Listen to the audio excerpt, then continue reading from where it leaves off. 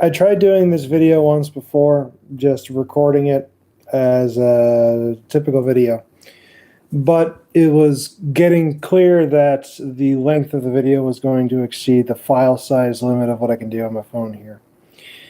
Now, I'm doing this because I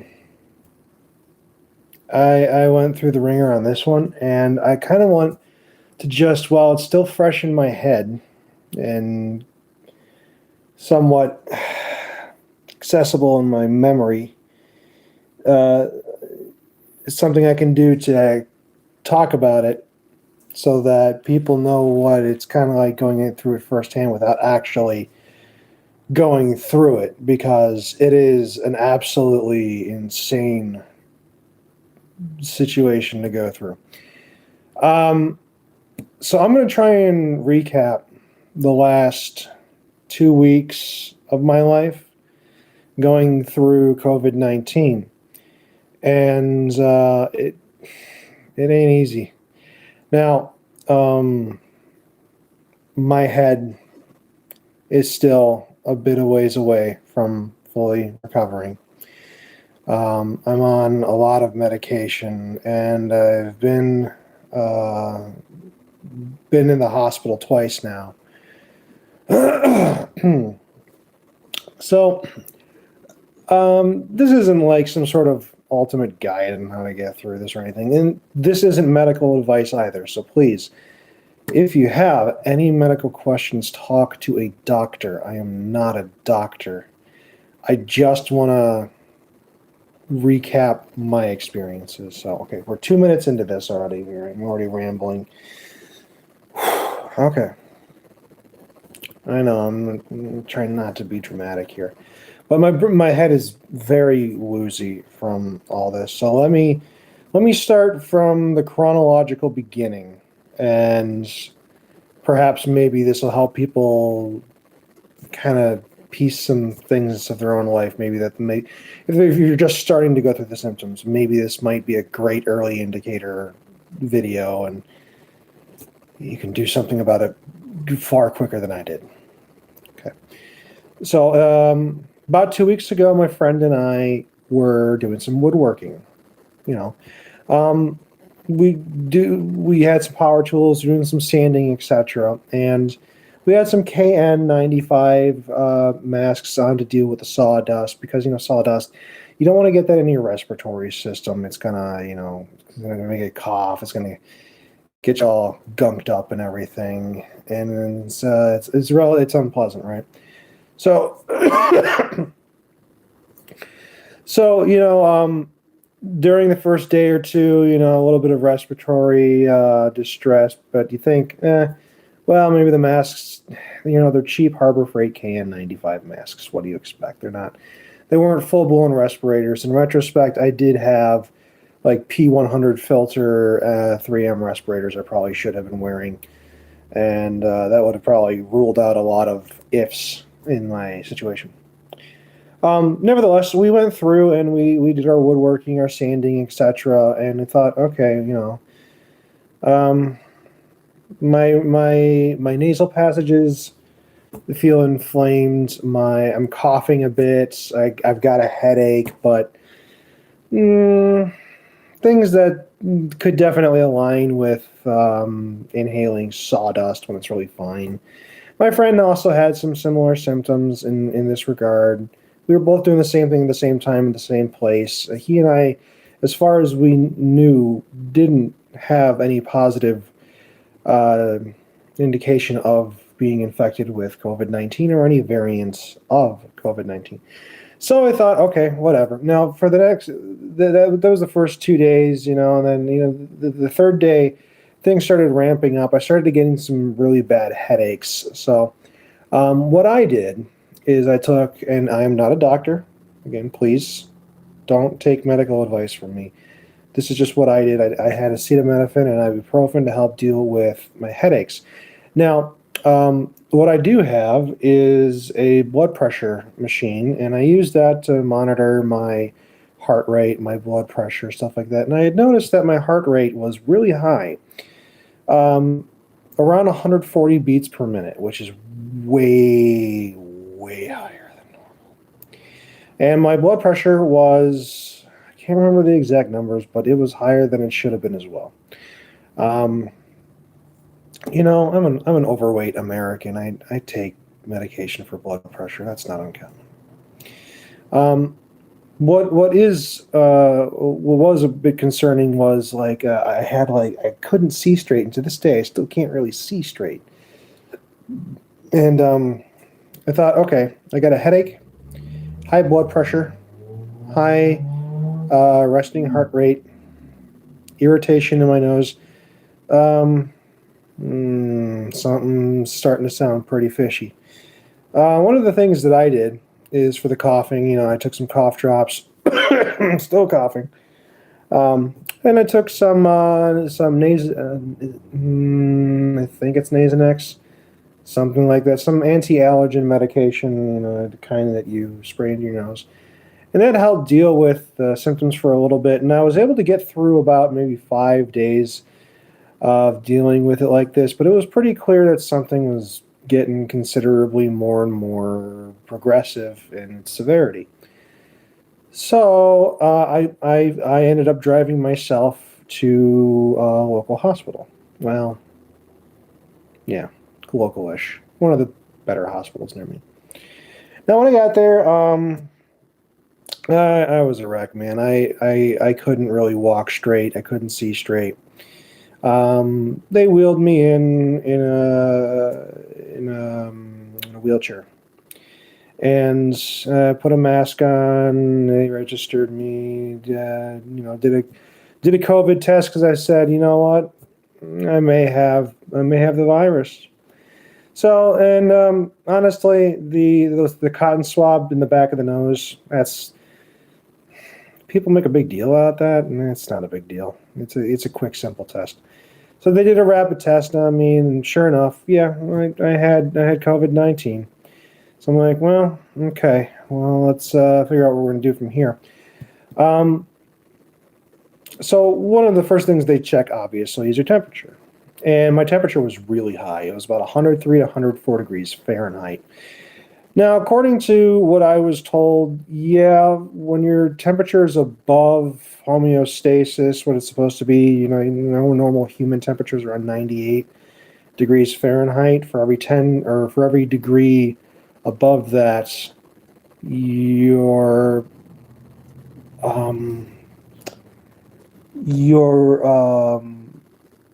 heart rate goes up about 10 beats per minute. So my heart rate was around 130, 140 beats per minute. And so there, we got a situation. We got high fever, high heart rate, high blood pressure, irritation in the respiratory system. Clearly, positive test. Need to do something about it. Okay. I was very dehydrated. Now, prior to driving to the hospital, I was drinking everything I could find. All the water that my RO system makes, I was drinking. All the energy drinks. No, I'm sorry, not energy drinks. Not like sugary energy drinks. I'm talking like Gatorade. I was downing all of those. I was you cannot get quenched when you are infected with this. So they gave me 2 IV bags of saline water to hydrate me, right? Then, I'm trying to think. They gave me antibodies. So these are the same antibodies that our former president of the United States was given when he had COVID-19, and it's not a perfect treatment. It's still kind of one of those, we're testing it out, seeing if it works sort of things. But I nevertheless, my insurance covered it, so I'm like, okay, yeah, let's give it a shot. Let's see what it can do. And after getting a bunch of IV fluids, the antibodies, and resting up, and medication for dealing with the fever and stuff. I'm like, okay, I think I'm feeling a little better. Think I'm doing okay now. And eventually they said, yeah, they took a lot of blood work. I mean, a lot of blood work. My veins are very difficult to get to. Um, but they did a good job. They did they did a scan, an X-ray on my chest, because one of the things they want to check is to see if there's like a blood clots in your lungs, because apparently that's a thing that can happen with COVID. And luckily, I didn't have any such issues. So they looked at my blood work, they looked at the X-ray, they kind of observed me for a few hours, and they said, well, we don't think you need to be admitted. If you think you're good enough to go home, we could probably send you on home now. I said, you know what? Sounds good. I got the antibodies, I got the fluids. Um, they gave me some medication to, kind of keep my body stable. And so I'm like, okay. So I drove back home, and for the next 24 hours, I was okay. But then when I woke up, things got very, very bad. Um, so this is where the roller coaster of how all this starts to play out really gets quick.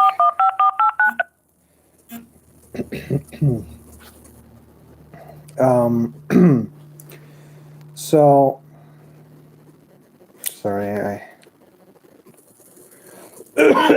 sorry about that. I had a phone call coming in. I hope everything looks like it's still uploading.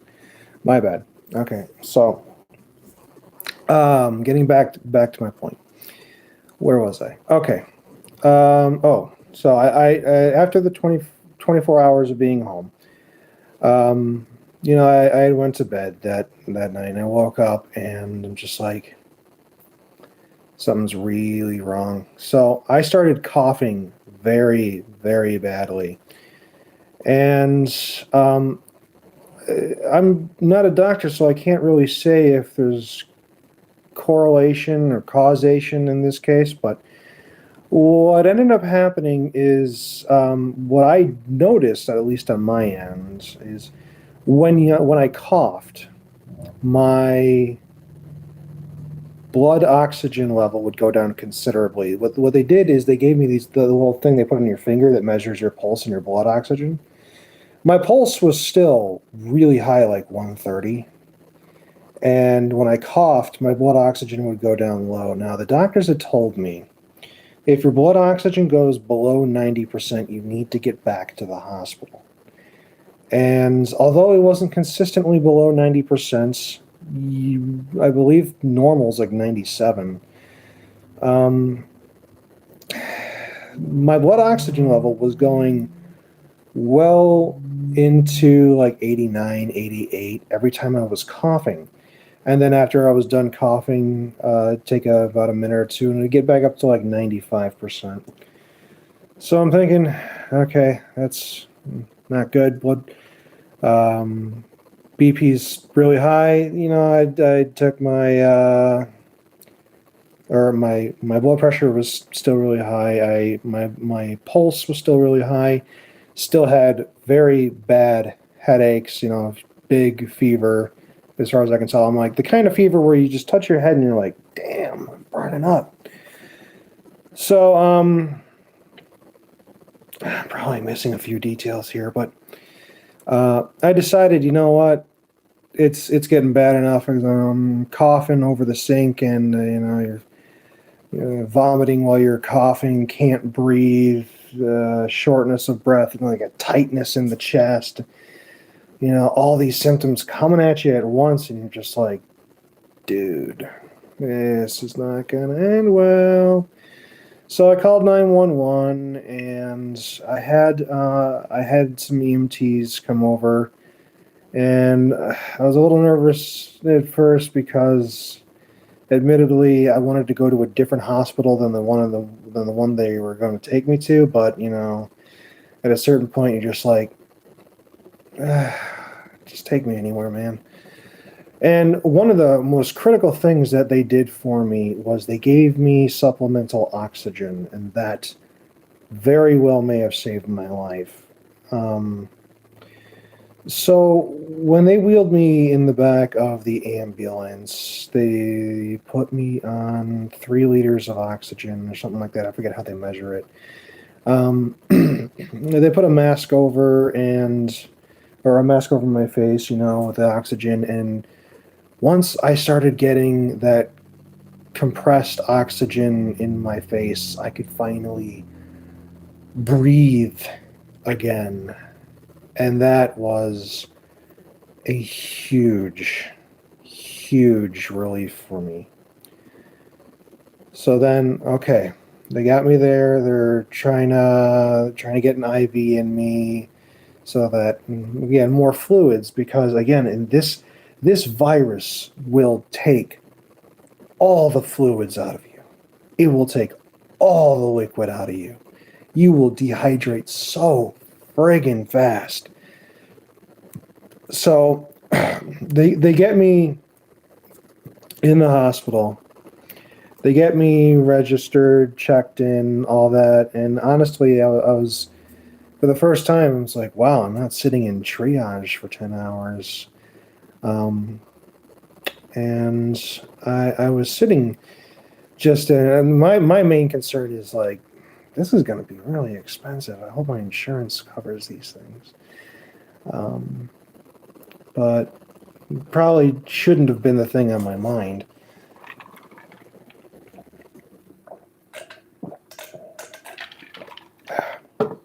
But, a lot of things go through your mind. And in the United States, one of the things you think about is, can I afford to be treated for a pandemic virus? We're going to skip over those details for now, because that's not really medically relevant. That's more my own personal finances. But so let's see now. Trying to get my head back in here, because I've been out for a week now. I was in the hospital for 5 days. So let me think back to first day. So first day they admitted me. They got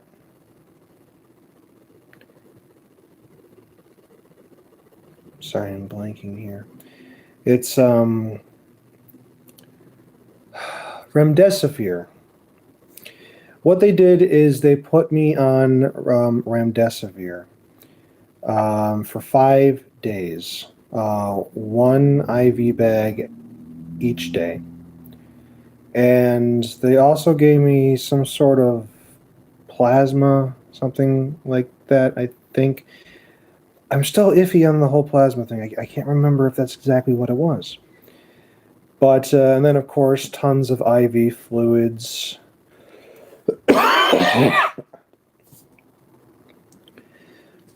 And a lot of it was just surviving, just the symptoms of breathing. If it wasn't for the oxygen that they had me on, I would have been just done. I was in the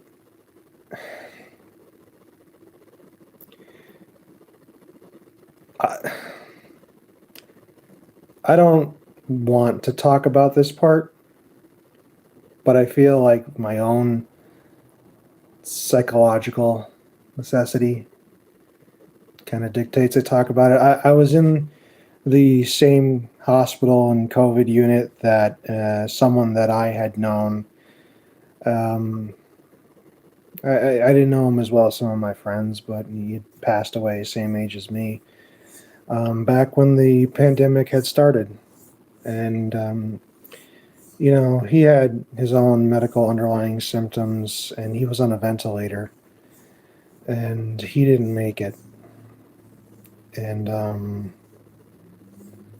when after he passed away, my friends and I, well, some of my friends and I banded together, and we did what we could. We made 100 3D printed face shields and donated them to the hospital where he passed away, where I was now staying, and went directly to the COVID unit where I was. And um, I'd like to think that we helped the doctors out.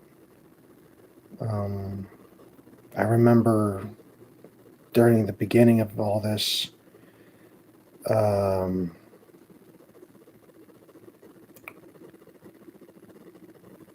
it was it's different being the one trying to help versus being the one getting help.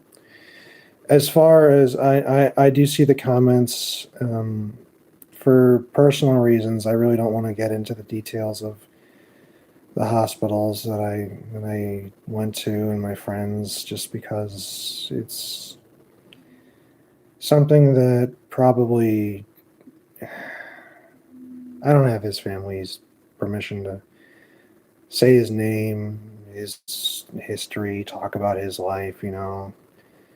Um, but I can talk about me, but I don't want to inadvertently, go too much into his life. It's a matter of privacy, I think. But getting back to this, sorry, I'm getting on a tangent. So a lot of dealing with COVID is the fact that there's not a whole lot of concrete evidence or there's no solution. It's a lot of try whatever we can and see if it works. And if it does, then keep pressing with it and hopefully things get better. So for a week I was about so okay, yeah, so for 5 days the remdesivir, some sort of plasma stuff, a lot of IV fluids. The staff was amazing though. I was blown away by how wonderful the COVID unit staff was. I was shocked at how accommodating and caring they were. And oh, this is another thing. When you have COVID, everything tastes so bad. I remember before I went to the hospital the first time, I some local restaurants like fast food. I would just grab some food for the day because I didn't have any food at home and I didn't want to cook, so I just drove, grabbed it home. And I remember all the food tasted terrible. I'm like, wow, this Taco Bell tastes like it's not lettuce. It tastes like it's not asparagus, but some sort of other plant, and it was just gross, like cabbage. And I'd never felt like that before. But you know what? When I was at the hospital with my about 5 nights stay, I was shocked. I'm like, wow, hospital food here is really good. I wasn't expecting that. Um, and what really got me through a lot of it was my cell phone and my friends, because when you are in COVID unit territory in the hospital, you don't get visitors. You're not allowed to have visitors. You are isolated. I was in an isolated room, and there was like two sets of doors that doctors would have to go through just to access me, and I had to have.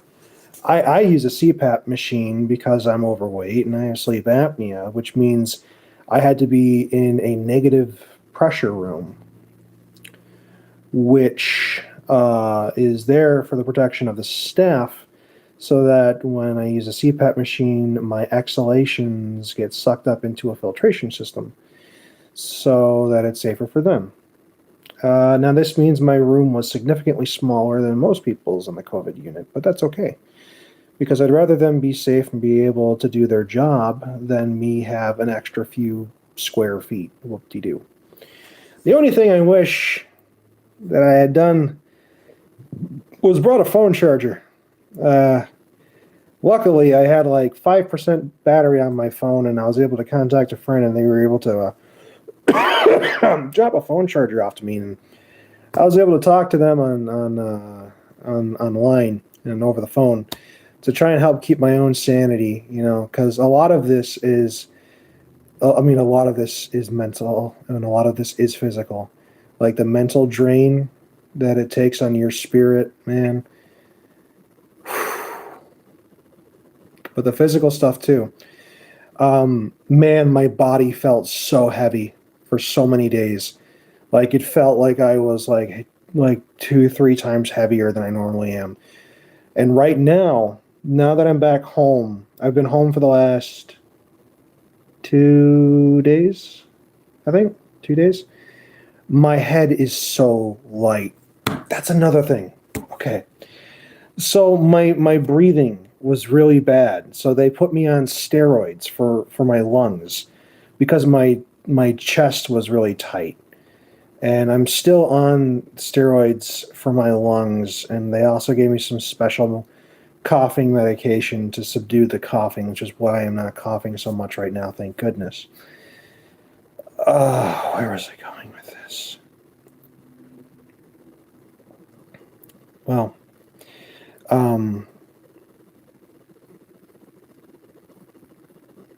as you can tell, my brain is still really foggy.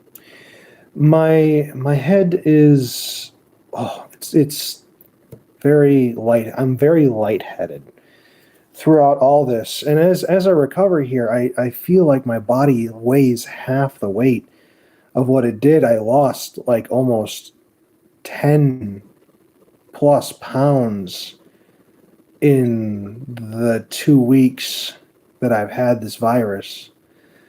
And look, there's a right way and a wrong way to lose weight. This is not the right way to lose weight. I am still very much recovering. Now, I know someone in the comments asked, how did I get COVID? And I'm just like, I wish I knew. I really wish I knew. I mean, I made it near the tail end. When I was in the hospital for the 5 days, I remembered asking, like, how is the situation? Like, is the COVID worse now than it was before, or is it about as bad as before, or is it getting better? And they were saying, you know what, there's not a whole lot of people in the hospital right now with COVID anymore, thankfully, compared to when they first began. It was terrible. The hospital that I went to was kind of like the default go-to for so many different places to send people who were sick with the virus, and they were overloaded. It was so bad that they were trying to, what's the word? Deviate patients to other local hospitals, but they weren't taking them. They didn't want them, but then the government got involved and all that, and eventually they started getting some assistance from neighboring hospitals, thank goodness, because this hospital that I went to it's usually pretty overcrowded. But now I'm getting to a point of normalcy. I'm still very cautious walking around my own home because of the lightheadedness. I'm still very cautious about what it is I can and can't physically do right now. It is going to be a while before my body is even remotely back to normal. And I don't know how other people's bodies are going to react to this. Some people are very lucky and they are asymptomatic for the most part. But, being asymptomatic doesn't mean you don't doesn't mean you can't spread the virus. And boy, howdy, this one was a doozy. I knew it was going to be bad, but this one was pretty bad. Still, I've talked now for approximately like half an hour now. I don't know if this video is going to help anyone. If it helps someone, that's awesome. But I was just hoping to document what I went through. And I'm sure I'm going to look back in this video and be like, wow, I really didn't talk very clearly or concisely. But I think that's okay. Really, I want everyone to just stay safe. I know there's a lot of discussion about what it is people are or aren't going to do. Whatever you do, I really, really pray you stay safe. If you have symptoms, don't be like me and think just tough it out. Most places nowadays you can get checked relatively quickly. And even if you don't know what to do with that information, at least if you have that information, you can start formulating a plan. So be safe, y'all. Just take it one day at a time. Be safe.